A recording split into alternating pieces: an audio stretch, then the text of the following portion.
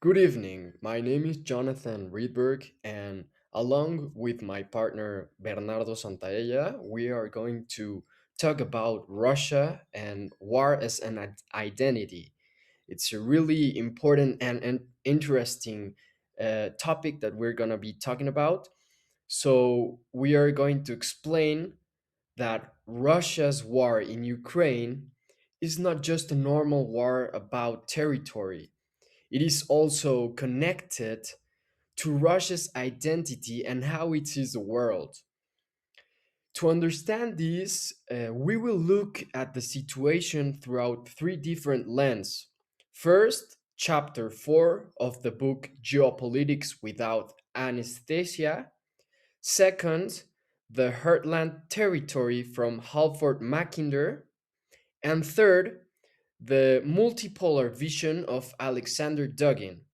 So the big question that we want to explore and that we made for this presentation is, why does Russia see this war as necessary? So let's begin.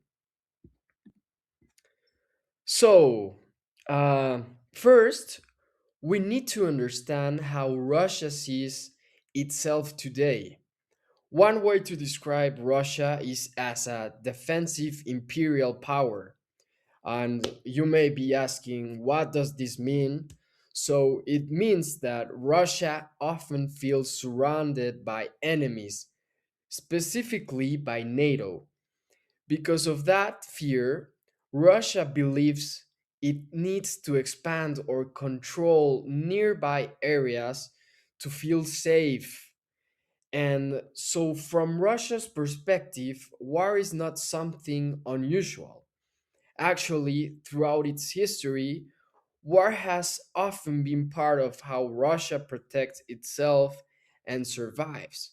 That's why when we think about Russia, we think about war and we think about Putin being so tough and yeah, Ukraine and World War II and a lot of things.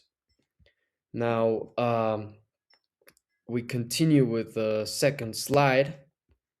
And the case war in Ukraine. Now, let's look at the actual case. So, in 2022, Russia invaded Ukraine. But the question is why?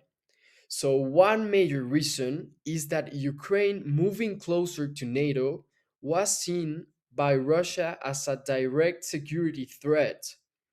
Ukraine is also important for another reason: energy. Before the war, Russia supplied about 40% of Europe's natural gas. So Ukraine is not only important militarily, but also strategically for energy routes. Russia now spends around $109 billion on defense, and the war has caused hundreds of thousands of casualties. So, this is not a small regional conflict, it is a major geopolitical struggle. Now, let's talk about chapter 4 of Lens. So, if we look at the explanation from chapter 4 of Geopolitics Without Anesthesia by our teacher Stephanie Henaro, she explains that Russia's behavior is strongly shaped by two things: first, fear, and second, geography. Historically, Russia has been invaded many times, for example, by Napoleon Bonaparte and Adolf Hitler. Because Russia's land is very flat, it is difficult to defend. So, what has Russia done historically? It tries to create buffer zones, areas between Russia and potential enemies. And from this perspective, Ukraine becomes very important because it works as a protective space. This creates what we call the imperial reflex. Russia expands not only for power, but to feel secure. Now, in this slide, we're going to talk about Mackinder. So, in 1904, the British geographer Hafor Mackinder introduced the heartland theory. He famously said, and this is a quote, who controls Eastern Europe controls the heartland. Why is this important? Well, because Ukraine is located in Eastern Europe. So if Russia loses influence there, Western powers could gain strategic access close to Russia's core territory. From this heartland perspective, Ukraine is not optional for Russia. It is geopolitically central. This helps explain why the conflict is not just emotional or political, it is also geographical strategy.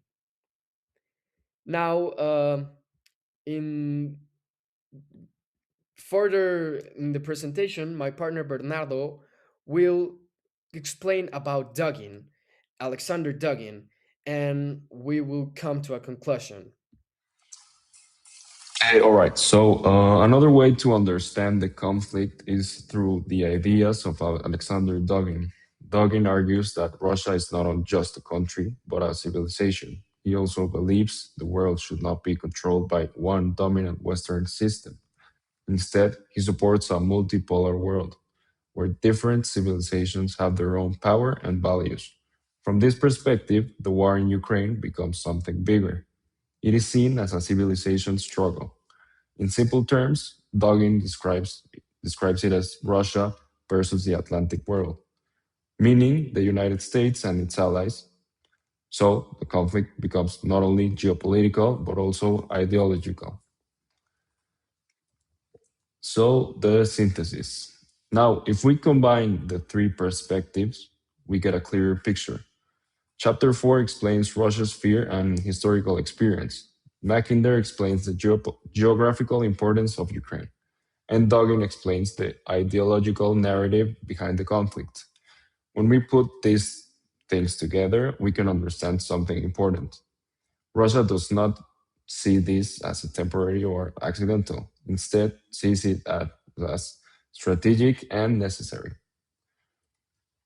Finally, this war has had a major global consequences. For example, Europe reduced its independence on Russian gas from around 40% to less than 15. Energy prices increased dramatically in 2022. Russia's economy also changed. Its GDP fell at first, but Russia adapted by increasing trade with China. At the same time, many countries increased defense spending money on it. Even countries far from the conflict, like Mexico, can feel the effects through energy prices and global economic instability. So, this war is not only a regional issue, it has global consequences. And to conclude, Russia's actions are not random. They are shaped by history, geography, and ideology.